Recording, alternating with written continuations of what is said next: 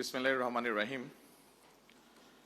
মাননীয় প্রধানমন্ত্রী জনাব তারেক রহমান, মাননীয় মন্ত্রী তথ্য যোগাযোগ ও প্রযুক্তি বিভাগ জনাব ফকির মাহবুব আনাম, তথ্য যোগাযোগ প্রযুক্তি বিভাগের ভারপ্রাপ্ত সচিব, ঢাকা বিশ্ববিদ্যালয়ের মাননীয় ভাইস চ্যান্সেলর, ঢাকা বিশ্ববিদ্যালয়ের শ্রদ্ধেয় শিক্ষকবৃন্দ, প্রিয় ছাত্রছাত্রী, স্টার্টআপ উদ্যোক্তা এবং উপস্থিত সকলের প্রতি আমার শুভেচ্ছা এবং সালাম। আমি আপনার বক্তব্যের জন্য script I write down last night যে to be the first time আমি মাননীয় প্রধানমন্ত্রীর সামনে এর আগে কখনো বক্তৃতা দেই নাই, so I was like, okay, I need to make sure যে the first বক্তৃতা যেন I don't mess up. So but আপনার গত আধা ঘন্টা সকল প্রশ্ন এবং গত 4টে স্টার্টআপের কথাবার্তা শুনে I thought that rather than আপনি স্ক্রিপ্টেড বক্তব্য দেওয়ার চেয়ে I will try to tell 3 story যেটা আমি গত 4.5 মাসে স্টার্টআপ কমিউনিটির সাথে কথা বলে কাজ করে বসে শিখেছি। আমি আমার এক্সপিরিয়েন্স আপনাদের সাথে শেয়ার করতে চাই।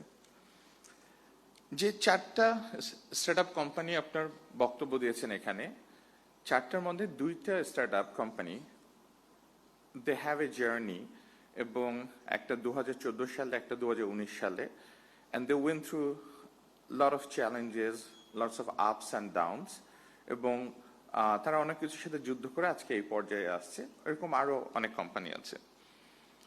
রাফিয়া ফ্যাশন হাউস এবং চর্চা are relatively much newer এবং they are at the very beginning phase of this journey. মাননীয় প্রধানমন্ত্রী যখন এখানে এসে বসছিলেন উনি জিজ্ঞেস করছিলেন, আমি বললাম যে আমরা এই 4টাকে সিলেক্ট করেছি কারণ স্টার্টআপের depending on what phase you are, you face different challenges, you need different ingredient, you need different support. There is not যে আপনি একটা শুরুতে যেটা প্রয়োজন, growth phase is a very different. So প্রথমে আমি আমার এক্সপিরিয়েন্স শেয়ার করবো iFarmer এবং শেয়ার ট্রিপের ব্যাপারে। আজ থেকে 3.5 মাস আগে আমি আপনার আইসিটি মিনিস্ট্রিতে যে একটা স্টার্টআপ কমিউনিটি যারা ই কমার্সের সাথে যুক্ত, রাইড শেয়ারিং এর সাথে যুক্ত, ট্রাভেল অ্যান্ড টেক, সবাইকে নিয়ে বসছিলাম। সেখানে আপনার iFarmer এবং শেয়ার ট্রিপ সহ, পাথাও সহ আরো অনেক প্রতিনিধি ছিলেন। When I sit down the first time ওনাদের সাথে পরিচয় হলো, আমরা বুঝলাম, শুনলাম যে কি কি ওনাদের প্রয়োজন, কি কি চ্যালেঞ্জেস। দেন এই বাজেট পর্যন্ত অ্যাটলিস্ট ওনাদের সাথে আমরা 5-6 বারের বেশি বসেছি অ্যাজ এ গ্রুপ, হয়তো ইন্ডিভিজুয়ালি আরো বসা হয়েছে। অ্যান্ড হোয়াট আই ফেল যে স্টার্টআপগুলো বাংলাদেশে গত 5 বছর কিংবা তারও অধিক সময় ধরে আছে, ওনাদের কিছু পলিসিগত চ্যালেঞ্জ ফেস করছেন ওনারা। অনেক কিছু ভ্যাট অ্যান্ড ট্যাক্স রিলেটেড, অনেক কিছু আপনার কাস্টমস রিলেটেড, ডিউটি রিলেটেড।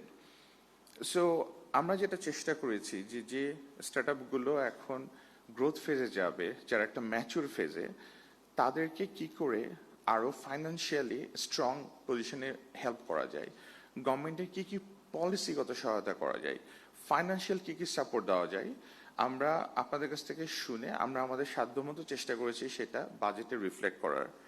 আপনারা যদি আমাদের বাজেটে দেখেন, যেটা মাননীয় অর্থমন্ত্রী আপনার গত 11 জুন পাবলিশ করেছেন, এখানে আপনার কয়েকটা জিনিস আমি হাইলাইট করতে চান। এবং মাননীয় প্রধানমন্ত্রীর সাথে আমরা বাজেট পেশ করার আগে উই হ্যাড মাল্টিপল মিটিং, এবং উইদাউট ওনার সাপোর্ট ছাড়া আমরা এখানে আসতে পারতাম না। সো আপনারা যে সাহায্য সহযোগিতা পেয়েছেন, হিউজ ক্রেডিট গোজ টু মাননীয় প্রধানমন্ত্রী এবং অর্থমন্ত্রী।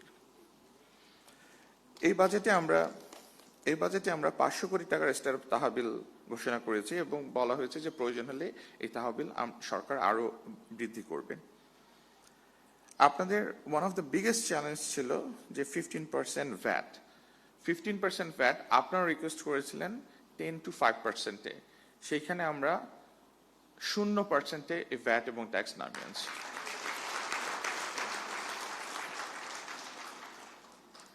স্টার্টআপের কাজে ব্যবহৃত বিদেশি সেবা, অফিস, কর্মস্থল, অন্যান্য স্থাপনার উপর ভাড়া এবং খরচের উপরও 15% ভ্যাট ছিল, যেটা সম্পূর্ণরূপে অব্যাহতি দেওয়া হয়েছে আগামী 10 বছরের জন্য। আপনাদের অনেকের ছিল যে স্টার্টআপ কমিউনিটিতে ডিপেন্ডিং অন আপনার বিজনেস মডেল যে রেভিনিউর উপরে ট্যাক্স হবে না ইনকামের উপর ট্যাক্স হবে, প্রফিটের উপর ট্যাক্স হবে।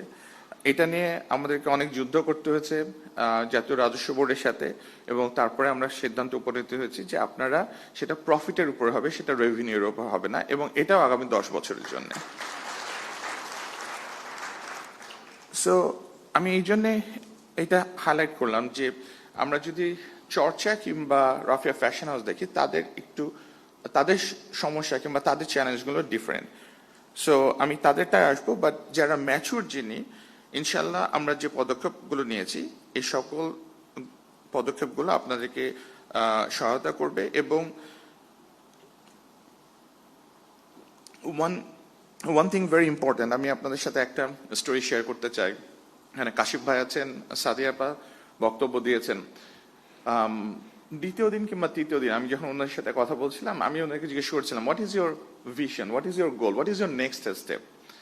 তো ওনারা বললো যে বাংলাদেশে আমরা এটা করছি, যে then we want to go South East Asia. আমার মনে আছে আমি আপনাদের বলছিলাম কাশিফ ভাই যে সাউথ এশিয়া, ইস্ট এশিয়া আপনি যেতে পারেন, but South East Asia is a very competitive market. South East এশিয়াতে আপনার বুকিং আছে, অ্যাগোডা আছে, ট্রাভেল লোকা আছে, and price sensitivity is very high. So আপনি যে নিশে কম্পিট করেন তার জন্য Middle East is much better opportunity for you.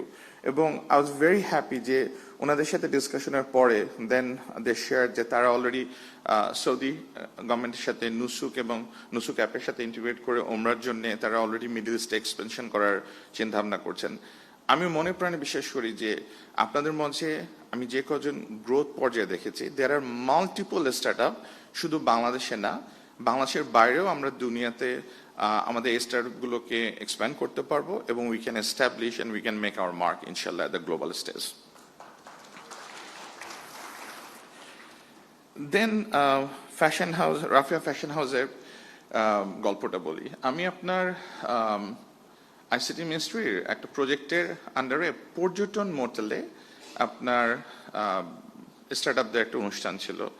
So আমি স্টল থেকে stall I was walking, talking এবং ট্রাইং টু আন্ডারস্ট্যান্ড, এবং ওখানে আমার পরিচয় হয়েছিল ওনাদের সাথে। Then I sit down, I listened, এবং তারপরে ওনাকে আমি অফিসে ডেকে we had a sit down, এবং ওনার গল্পটা ইজ ভেরি ইন্সপায়ারিং। উনি ওনার মেয়ের পড়াশোনা খরচ চালানোর জন্য যে জার্নি শুরু করেছেন, সেখান থেকে উনি বিশ্ব পর্যায়ে যেখানে নিয়ে গেছেন just social media marketing platform use করে, এবং ভবিষ্যতে ওনার ভিশন হলো যে অ্যামাজন কিংবা আলিবাবা মতো প্ল্যাটফর্মে আমাদের দেশের সংস্কৃতিটাকে কিংবা দেশের প্রোডাক্টটাকে নিয়ে যাওয়ার। একটা মিরপুরের একটা ছোট্ট বাসা থেকে, গ্যারেজ থেকে উনি শিল্প কারখানা তৈরি করে যেখানে গেছেন, it deserve a huge applaud from all of us and huge credit to হার।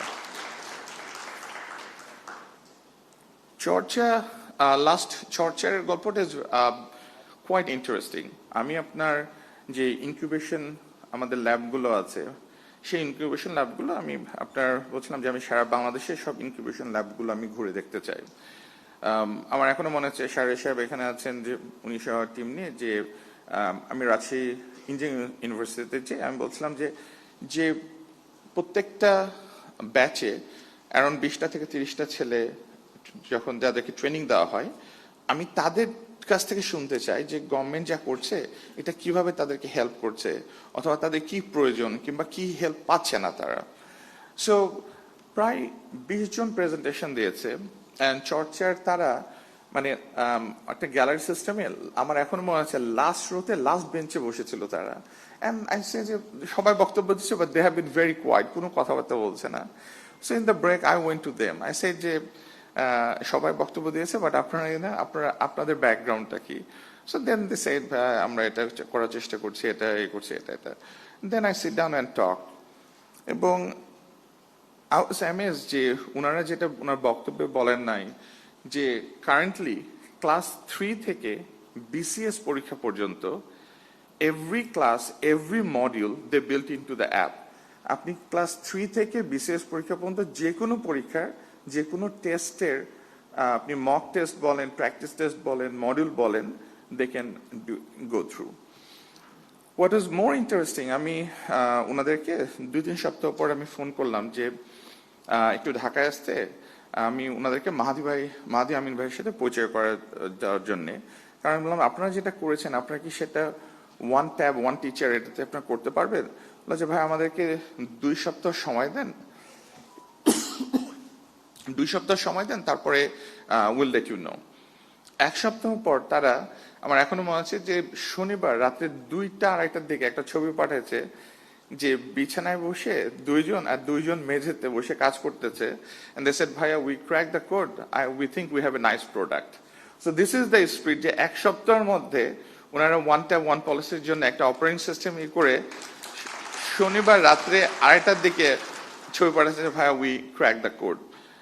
তারপরে তারা ঢাকায় এসে তারা দেন শো টু মাহাদি ভাই and they have a stall এবং তারা করবে। বাট ওয়ান থিং তাদের ব্যাপারে আমার কাছে সবচেয়ে ইন্সপায়ারিং মনে হয়েছে যে আমি বললাম যে দেখেন যে আপনারা এটা করছেন ক্লাস 3 থেকে আপনি বিশেষ পরীক্ষা পর্যন্ত করতেছেন, গ্রেট, আপনি ধরেন এক্সপ্যান্ড করবেন, হোয়াট ইজ নেক্সট? তো বলছে ভাই আমরা ডুওলিঙ্গোর সাথে কথা বলছি, আমরা চিন্তা করছি মালয়েশিয়া ইন্দোনেশিয়াতে এটা তাদের ভাষায় তাদের কারিকুলামটা কিভাবে অ্যাডাপ্ট করতে পারি। So then I sit down and I talk, I said আপনি মালয়েশিয়া ইন্দোনেশিয়া করতে চান, গ্রেট, বাট আপনি যদি গ্লোবালি চিন্তা করেন ইটস মোর ইম্পর্টেন্ট আপনাকে ইংলিশ মিডিয়ামে A level O level করা, তাহলে আপনার addressable market would be much higher. So I have a very brief discussion. তার 1 মাস পরে জাস্ট গত সপ্তাহে they told যে ভাই we have a first product ready for A level and O level using the AI, এবং they showed the demo যে আপনি যে কোনো সাবজেক্টে যে কোনো চ্যাপ্টার সিলেক্ট করতে পারবেন and within few seconds using the AI on the back end আপনার ক্লাসের practice test, class module, mock test, আপনি কি কি পড়াশোনা করবেন না করবেন। সো হোয়াট ইন্সপায়ার মি যে রাজশাহী ইউনিভার্সিটিতে বসে, এবং তারা প্রত্যেকেই ছাত্র, 3rd ইয়ার কিংবা 4th ইয়ারের ছাত্র, তারা ওয়ার্ল্ড স্টেজে কম্পিট করার মতো। আমি ওনাদেরকে শুধু একটা জিনিস জিজ্ঞেস করছিলাম যে আপনারা যে সেগমেন্টে কাজ করছেন ওয়ার্ল্ডের বেস্ট প্রোডাক্ট কে তৈরি করে? তো তারা বললো এই করে যে ইংল্যান্ডে একটা company, they are the best product. So I said that put that use as benchmark. ইংল্যান্ডে যে কোম্পানিটা বেস্ট প্রোডাক্ট তৈরি করে আপনাকে রাজশাহীতে বসে সেই বেস্ট প্রোডাক্ট তৈরি করতে হবে। If you can build that product you can achieve anything, এবং within 2 months they have already done it. This shows me the talent, the passion we have, the talent we have, and how far we can go. আমি আমার বক্তব্য শেষ করছি just একটা simple উদাহরণ দিয়ে। আপনি যদি দেখেন যে 2-3টা দেশের আমি জাস্ট উদাহরণ দেবো। আপনি যদি আমেরিকা চিন্তা করেন, সাউথ কোরিয়া চিন্তা করেন, চায়না চিন্তা করেন, where they are, one of the main driving force হলো স্টার্টআপ কোম্পানিজ। আপনি যদি আমেরিকার কথা চিন্তা করেন, আজকে সকালে আমি আসার সময় চ্যাট জিপিটিতে আই জাস্ট সার্চ যে give me the top 20 company in US, top 20 startup company who started their journey in the garage. এবং first company Apple, second company Amazon, third company Microsoft, fourth company HP. It list goes on and on. I did the same thing for South Korea. Samsung, SK Hynix, Hyundai, it goes on and on. আপনি the same thing আমাদের পাশে নেবার আমরা যদি চিন্তা, ইন্ডিয়ার কথাও চিন্তা করি, আমরা জাপানের কথাও চিন্তা করি, মেজর ইকোনমিক ডেভেলপমেন্ট যেগুলো হয়েছে, startup has been the driving force behind all this countries growth. এবং আমরা অ্যাটলিস্ট আমি গত 4 মাসে এই রুমের মধ্যে এবং এই স্টলগুলোতে যে প্যাশন, দ্য ক্রিয়েটিভিটি এবং যে ট্যালেন্ট দেখেছি, দেয়ার ইজ নো রিজন যে এই স্টার্টআপরাই আগামীতে বাংলাদেশকে নতুন বাংলাদেশের নতুন উচ্চতা নিয়ে যাবে ইনশাআল্লাহ। এটা আমি মনে করেন, বিশ্বাস করি। ধন্যবাদ সকলকে।